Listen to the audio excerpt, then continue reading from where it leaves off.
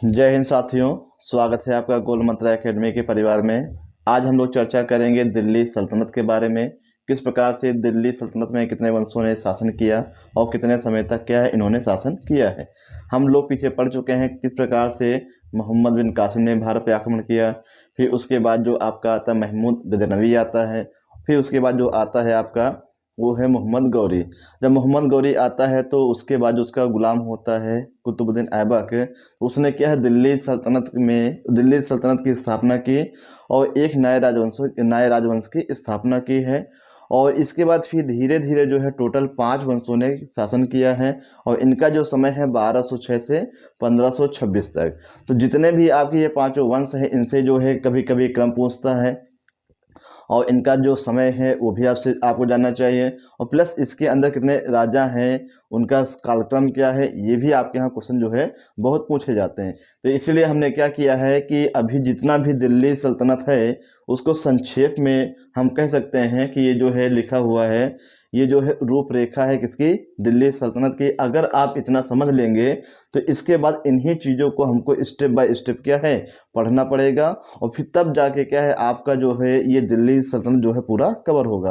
और फिर आपसे एक सलाह देंगे कि इतिहास में इतने ज़्यादा तथ्य हैं कि सभी तथ्यों को लिखना जो है यहाँ पे क्या है संभव नहीं है। इसीलिए क्या कहते हैं कि आप पेन उठाइए और कापी उठाइए, जो हम साथ में बोलते जाएं, जो भी ओरल बोलते जाएं आप उनको भी आराम से लिखते जाएं। तो स्टार्ट करते हैं हम लोग क्या है दिल्ली सल्तनत के बारे में। तो यहाँ पे जो है सबसे पहले ये आपको याद रखना है इनके काल, मतलब इनका जो है जो एक सीक्वेंस चला आया शुरू से अंत तक, इनका जो सही कार्यक्रम क्या है प्लस इनके जो संस्थापक हैं। तो यहाँ हम ट्रिक के माध्यम से बताएंगे आपको। जैसे हम कहते हैं वंश की जो ट्रिक है आपको याद रखना है, वंश की ट्रिक। तो वंश के लिए जो ट्रिक है क्या है, गुल खिले तो सांस लो, गुल खिले तो सांस लो। तो यहाँ से आपको ये याद रखना है, गुल से हो जाएगा गुलाम वंश हो जाएगा, खिले से हो जाएगा खिलजी वंश, तो से हो जाएगा तैयब वंश, तो से हो जाएगा तुगलक वंश हो जाएगा, और सात से हो जाएगा सैयद वंश, और लो से क्या हो जाएगा लोदी वंश। तो गुलाम वंश हो गया, खिलजी वंश हो गया, ये तुगलक वंश हो गया, ये सैयद वंश हो गया, और ये क्या हो गया लोदी वंश। तो दिल्ली सल्तनत में जितने भी शासक हुए हैं वो किस वंश से संबंधित है, उनकी ट्रिक क्या है, गुल खिले तो सांस लो, गुलाम वंश, खिले से खिलजी वंश, तो से तुगलक वंश, और फिर सात से सैयद वंश, और लो से क्या होगा लोदी वंश। और ये बिल्कुल एकदम एक सीक्वेंस से बना हुआ है। इसके बाद अगर हम देखेंगे ये वंश हो गया, अगर हम इनके संस्थापक की बात करें तो इनके संस्थापक की ट्रिक क्या होगी, तो संस्थापक की ट्रिक होगी कुत्ता जल गया खिजाब से, खिजाब से। तो इसके जो संस्थापक की ट्रिक क्या होगी, कुत्ता जल गया खिजाब से। कुत्ता से हो जाएगा कुतुबुद्दीन ऐबक, जल से हो जाएगा जलालुद्दीन फिरोज खिलजी, गया से हो जाएगा गयासुद्दीन तुगलक, और खिजा से हो जाएगा खिज्र खां, और बा से हो जाएगा बहलोल लोदी।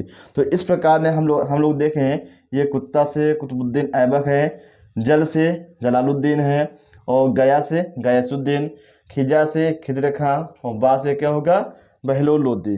तो यहाँ हम कह सकते हैं गुलाम वंश के संस्थापक कुतुबुद्दीन ऐबक हैं, खिलजी वंश के संस्थापक जलालुद्दीन खिलजी हैं, और तुगलक वंश के संस्थापक है ये आपके गयासुद्दीन तुगलक होंगे, और जो है यहाँ पे सैयद वंश के संस्थापक खिजा से हो जाएगा खिज्र खां, लोदी वंश के संस्थापक क्या होंगे बहलोल लोदी।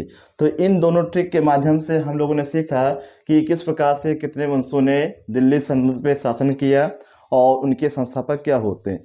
अब इनके अंदर क्या क्या आपके राजा हैं इनका कार्यक्रम भी देख लेते हैं। जैसे यहाँ पे आपने देखा कि गुलाम वंश, तो इनका जो समय है 1206 से 1290 तक। तो 1206 से 1290 तक ये गुलाम वंश होता है। इसे दास वंश के नाम से भी जानते हैं और इसे ममलूक वंश के नाम से भी जानते हैं। चाहे आप दास वंश कहें, चाहे ममलूक वंश कहें, या फिर गुलाम वंश कहें, इनका जो समय है 1206 से स्टार्ट होता है और 1290 में क्या खत्म हो जाता है। अब देखेंगे यहाँ पे कुतुबुद्दीन ऐबक जो है ये दिल्ली सल्तनत का संस्थापक माना जाता है। आगे हम लोग पढ़ेंगे, इसने दिल्ली को अपनी राजधानी नहीं बनाया, इसने अपनी राजधानी लाहौर को बनाया। इसलिए कुतुबुद्दीन ऐबक को क्या है, दिल्ली का जो है ये पहला मुस्लिम शासक नहीं माना जाता है। लेकिन जब इसका बेटा होता है कुछ समय के लिए जो है बनता है, कुछ महीनों के लिए, लेकिन ये योग्य नहीं होता है, इसे हटा दिया जाता है इल्तुतमिश के द्वारा। और इल्तुतमिश जब ये राजा बनता है तो दिल्ली को अपनी राजधानी बनाता है। इसलिए कहा जाता है कि दिल्ली का पहला मुस्लिम शासक कौन हुआ है, इल्तुतमिश हुआ है। जबकि दिल्ली का जो संस्थापक है वो आपके ऐबक जी होते हैं। और इसने अपनी राजधानी कहाँ पे बनाई है, तो इसने अपनी राजधानी लाहौर में बनाई है। तो हम लोगों ने देखा एक क्रम से ऐबक हो गए, फिर आराम शाह हो गए, फिर इल्तुतमिश हो गए। बाकी इनके बारे में हम लोग क्या है डिटेल में जो है कल से हम लोग इसको स्टार्ट कर देंगे। तो ऐबक का समय है 1206 से 1210 में, आपको पता होना चाहिए। ऐबक एक ऐसा शासक है जिसकी मृत्यु घोड़े से गिरकर हो गई चौगान खेल खेलते हुए। ये भी पूछा जाता है कि दिल्ली सल्तनत का ऐसा कौन सा शासक होता है जो क्या कहते हैं घोड़े से गिरकर उसकी मृत्यु हो जाती है। तो वो एक खेल खेल रहा था चौगान, आज की डेट में इसे क्या कहते हैं, पोलो कहते हैं। क्या कहते हैं, पोलो। तो पोलो में जो है 4 खिलाड़ी होते हैं ऐसे आज की डेट में, और वाटर पोलो में 7 खिलाड़ी होते हैं। तो पोलो खेल को ही उस समय क्या कहा गया है, चौगान। तो वही खेल खेल रहा था, तो उसी खेल के दौरान जो है घोड़े से गिरकर ऐबक की मृत्यु हो जाती है। फिर इसका पुत्र होता है कौन, आराम शाह होता है, और ये अयोग्य होता है इसलिए इसको हटा दिया जाता है। और फिर आपका आता है इल्तुतमिश, और इल्तुतमिश जो है ऐबक का गुलाम होता है। क्या होता है, गुलाम होता है। ऐबक के लिए एक क्वेश्चन बहुत पूछा जाता है कि दिल्ली सल्तनत के किस राजा को गुलामों का गुलाम कहा गया है, तो वो आपका इल्तुतमिश हो गया। इसको हम आगे पढ़ेंगे। फिर इसके बाद देखेंगे रुकनुद्दीन फिरोज शाह होते हैं, ये भी 2-3 महीने होते हैं 1236 में। ये आपका बेटा होता है किसका, इल्तुतमिश का, लेकिन ये भी क्या होता है, अयोग्य होता है। और इसके बाद जो शासिका होती हैं रजिया सुल्तान, रजिया सुल्तान का जो समय है 1236 से हो जाएगा 1240। तो आपको याद रखना है कि रजिया सुल्तान का जो समय है ये 1236 से 1240 होता है। ये आपके इल्तुतमिश की बेटी होती हैं। यहाँ से क्वेश्चन पूछा जाता है कि दिल्ली सल्तनत या भारत की प्रथम महिला शासिका, तो पहली महिला शासिका जो है ये रजिया सुल्तान होती हैं, जिनका समय 1236 से 1240 तक होता है। इसके बाद हम लोग देखेंगे मुइजुद्दीन बहराम शाह। तो मुइजुद्दीन बहराम शाह का जो समय होता है 1240 से 1242 तक होता है। फिर इसके बाद आते हैं अलाउद्दीन मसूद शाह, इनका जो समय होता है 1242 से 1246। फिर जो है अलाउद्दीन मसूद शाह को बलबन की सहायता से ये हट जाता है। और फिर नासिर उद्दीन महमूद को जो है ये राजा बनाया जाता है, किसके सहयोग से, बलबन के सहयोग से। और ये जो है 1246 से 1266 तक क्या है गद्दी पे बैठता है और इसकी मृत्यु हो जाती है। बाद में होता क्या है, जब 1246 में ये गद्दी पे बैठ जाता है तो बलबन इसे अपना दामाद बना लेता है। और ये एकमात्र ऐसा शासक है जो टोपी सीकर अपने जीवन का निर्वाह करता था। फिर इसके बाद आते हैं, जब इसके दामाद की मृत्यु हो जाती है 1266 में, तो फिर स्वयं जो है बलबन जो है दिल्ली सल्तनत की गद्दी पे बैठ जाता है। कब बैठता है, 1266 में बैठता है और 86 तक क्या है शासन करता है। अब इसके बाद जो है इसकी मृत्यु हो जाती है। 86 से 90 तक जो है दास, जो आपका दास वंश है, गुलाम वंश है, यहाँ पे उथल पुथल खूब हुआ करती है।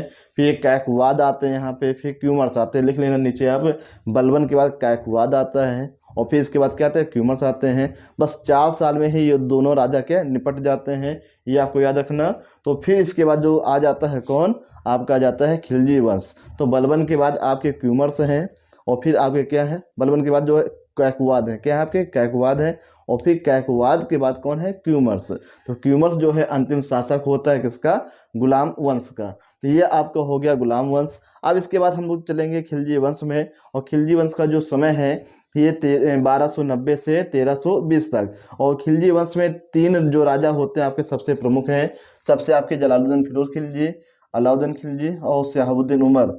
तो इनसे आपको याद रखना। और इन तीनों में से सबसे मेन आपका क्या है, ये दोनों सबसे मेन है। तो इनका जो समय होता है 1290 से 1320 तक होता है। और संस्थापक कौन होते हैं? जलालुद्दीन फिरोज खिलजी ये होते हैं, ये आपको याद रखना है। और क्या कहते हैं, इनका जो समय है 1290 से 1296 तक होता है। और फिर आपका आ जाता है अलाउद्दीन खिलजी। कौन आ जाता है? अलाउद्दीन खिलजी। और इसका जो समय है 1296 से 1316। सबसे ज़्यादा क्वेश्चन जो है इसी से आपके यहाँ बनते हैं, किससे? अलाउद्दीन खिलजी से, खिलजी वंश में। बाकी इनसे भी ज़्यादा क्वेश्चन नहीं बनते हैं और इनसे भी ज़्यादा क्वेश्चन नहीं बनते। एक बार आरओ वाले में पूछा गया था कि दिल्ली सल्तनत का पहला ऐसा कौन सा शासक होता है जिसने अपने आप को खलीफा कहा? तो खलीफा किसने कहा है? मुबारक खिलजी ने कहा है। ये क्वेश्चन समीक्षा अधिकारी में आ चुका है। तो यहाँ से हम लोगों ने देखा कि खिलजी वंश का जो समय 1290 से 1320 है। पहले शासक आपके होते हैं जलालुद्दीन फिरोज खिलजी हैं। इनका जो समय है 1290 से 1296 है। और फिर आपके आते हैं अलाउद्दीन खिलजी। इनका समय है 96 से 16 है। और फिर इनके बाद आते हैं शिहाबुद्दीन उमर, और इनका जो समय है 1316 से 1320 तक है। और लास्ट में क्या कहते हैं, कुतुबुद्दीन मुबारक खिलजी होते हैं और नासिर उद्दीन खुसरो शाह होते हैं। और ये भी क्या 1320 में ही रहते हैं कुछ महीनों के लिए, और फिर इस वंश का जो है समापन हो जाता है। और इस वंश के बाद दिल्ली सल्तनत पे एक नए राजवंश की उत्पत्ति होती है, और वो राज्य होता है आपका तुगलक वंश। और तुगलक वंश जो है इसका जो समय है 1320 से 1414। फिलहाल आप इसको ये भी याद रखिएगा कि जो तुगलक वंश है ये 1412 में ही क्या है, ये इसका अंत हो जाता है। 2 साल उथल पुथल जो है ये हुआ करता है, और इसके बाद जो है आपका सैयद वंश आ जाता है। तो हम लोगों ने देखा कि तुगलक वंश का जो समय क्या 1320 से 1414 माना जाता है, जबकि रियल में क्या है 12 तक ही रहता है। और इसके बाद कोई भी राजा नहीं बचता है किसका? तुगलक वंश का। तो पहले ये संस्थापक होते हैं गयासुद्दीन तुगलक, और इनका जो समय है 1320 से 1325। फिर दूसरे आपके हैं आपके राजा मोहम्मद बिन तुगलक। इनका जो समय है 1325 से 1351।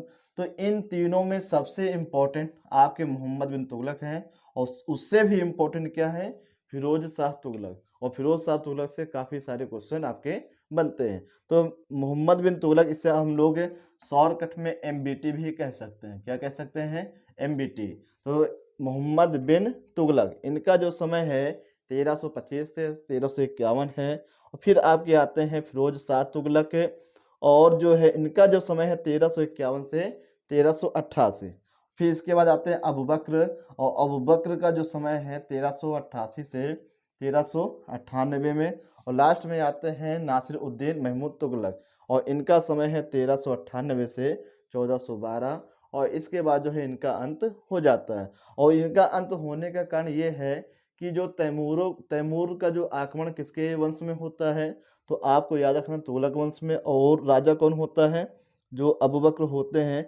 इन्हीं के समय में तैमूर का आक्रमण होना शुरू हो जाता है। फिर इतने आक्रमण होते हैं कि तुगलक वंश का क्या हो जाता है, ये खत्म हो जाता है। और फिर इसके बाद जो दिल्ली की गद्दी पे नए राजवंश की उत्पत्ति होती है। ये क्वेश्चन पूछा जाता है कि चंगेज खां किसके समय में जो है भारत आया या फिर भारत पे आक्रमण किया? तो आपको याद रखना है इल्तुतमिश। जबकि तैमूर ने जो है किसके समय? तो ये तुगलक वंश में आया है, अबू बकर के समय आया है। अब इसके बाद आता है सैयद वंश, और सैयद वंश का जो समय है 1414 से 1451। तो इसके जो संस्थापक हैं कौन है? खिज्र खां है, जिनका समय 1414 से ये 1421 तक है। इसके बाद आते हैं मुबारक शाह, और मुबारक शाह का जो समय है 21 से 34 तक है। फिर मोहम्मद शाह का समय है 34 से 45 तक। और फिर आपके आते हैं 45 से 51 तक कौन है? अलाउद्दीन आलम शाह। तो सैयद वंश से ज़्यादा आपके क्वेश्चन पेपर में नहीं पूछे जाते हैं। और लास्ट में हम ये करेंगे कि सैयद वंश लोधी वंश को एक साथ पढ़ा देंगे। लेकिन आपके जो आपके गुलाम वंश हैं, खिलजी वंश हैं, तुगलक वंश हैं, ये 3 जो आपके वंश हैं, यहाँ से अनेक प्रकार के क्वेश्चन बनते हैं और आपके पेपर में पूछे जाते हैं। तो आपका हो गया है सैयद वंश। और इसके बाद हम लोग देखेंगे लोधी वंश को। किसको देखेंगे? लोधी वंश को। तो लोधी वंश में हम देखेंगे इनका जो समय है 1451 है। और 1451 से कहाँ तक, 1526 तक। अब 1526 के बाद क्या होता है, तो 1526 के बाद बाबर आ जाता है और उसने दिल्ली सल्तनत को क्या तहस नहस करके नए राजवंश की स्थापना करता है, जिसका नाम क्या है, मुगल वंश है। और यहाँ लोधी वंश में पहले जो राजा होते हैं, जो संस्थापक होता है 1451 से 1489 तक, बहलोल लोधी। और दूसरा आपका होता है सिकंदर लोधी, और इनका समय है 1489 से 1517 तक। और लास्ट में आपके होते हैं इब्राहिम लोधी, जिन्हें पानीपत के पहले युद्ध में बाबर के द्वारा हरा देने के बाद बाबर ने मुगल वंश की नींव रखी। तो इस प्रकार से हम लोगों ने देखा कि दिल्ली सल्तनत पे कितने राजा हुए और उन राजाओं का संबंध किस वंश से है। तो ये आपके 5 वंश हैं और पांचों वंश के जो हैं ये राजा हैं। तो अगर आपको अच्छे से याद करना है, समझना है, तो आप इसको 2-3 बार वीडियो देखने के बाद क्या करेंगे, इसको लिखने के बाद इसका चिंतन मनन करेंगे। अगर ये चीज़ आपको नहीं याद होती है तो आगे जो हम पढ़ाएँगे वो आपको समझ में भी नहीं आएगा और याद भी नहीं होगा। तो इनको क्या कहते हैं, क्रम से आपको याद रखना है। और आजकल पेपर में देख रहे हैं कि जो भी क्वेश्चन आता है, अभी जैसे उसमें पेपर हुआ पेट में आया है कि बताइए दिल्ली सल्तनत में ऐसा कौन-सा शासक है जो अधिकतम समय तक शासन किया है। तो आपको यहाँ निकालना पड़ेगा अधिकतम समय तक कौन है, तो अधिकतम समय तक क्या है, तो आपका तुगलक वंश है, इसने अधिक समय तक क्या है शासन किया। और सबसे कम समय तक कौन है, ये खिलजी वंश। तो ऐसे क्वेश्चन लिखाए नहीं जाते हैं, ऐसे क्वेश्चन को आपको खुद समझना है कि यहाँ पे सन के आधार पे आपको याद रख लेना है। और ये भी पूछ लेगा कि बताइए निम्न में से कौन सा राजा खिलजी वंश से संबंधित नहीं है, ऐसे भी क्वेश्चन पूछे जाते हैं। या फिर ये भी पूछ सकता है कि निम्नलिखित में से खिलजी वंश के राजाओं का सही क्रम क्या है। तो इस प्रकार के क्वेश्चन जो है अब वनडे एग्जाम में जो बहुत पूछे जाने लगे हैं। आने वाले समय में ऐसे क्वेश्चन की क्या होगी, भरमार होगी। तो इसलिए क्या वो ज़माना चले गए कि आप वन लाइन पढ़ के पास हो जाते रहे या फिर नाम आ जाता रहा। अब आपको थोड़ा डीपली जाना पड़ेगा, अदरवाइज़ क्या है, सिलेक्शन लेने की कोई उम्मीद नहीं है। तो इसीलिए क्या है कि जो हम जैसा पढ़ाते जाएँ, जैसा कहते जाएँ, ऐसा आप नोट करते जाइए। और आपसे वादा करते हैं कि कोई भी क्वेश्चन लगभग जो है ये बाहर से पूछा नहीं जाएगा। तो आज हम देखेंगे इसमें कि जो हो गया आपका दिल्ली सल्तनत, और इसके बाद जो एक-एक हम वंश लेके चलेंगे। फिर हम गुलाम वंश पढ़ाएँगे, फिर खिलजी वंश पढ़ाएँगे, फिर तुगलक वंश, फिर सैयद वंश, फिर लोधी वंश, और उसके बाद हम लोग आ जाएँगे दक्षिण भारत के इतिहास में। वीडियो आपको कैसा लगा कमेंट सेक्शन में लिख के ज़रूर बताएँ। धन्यवाद। जय हिंद, जय भारत।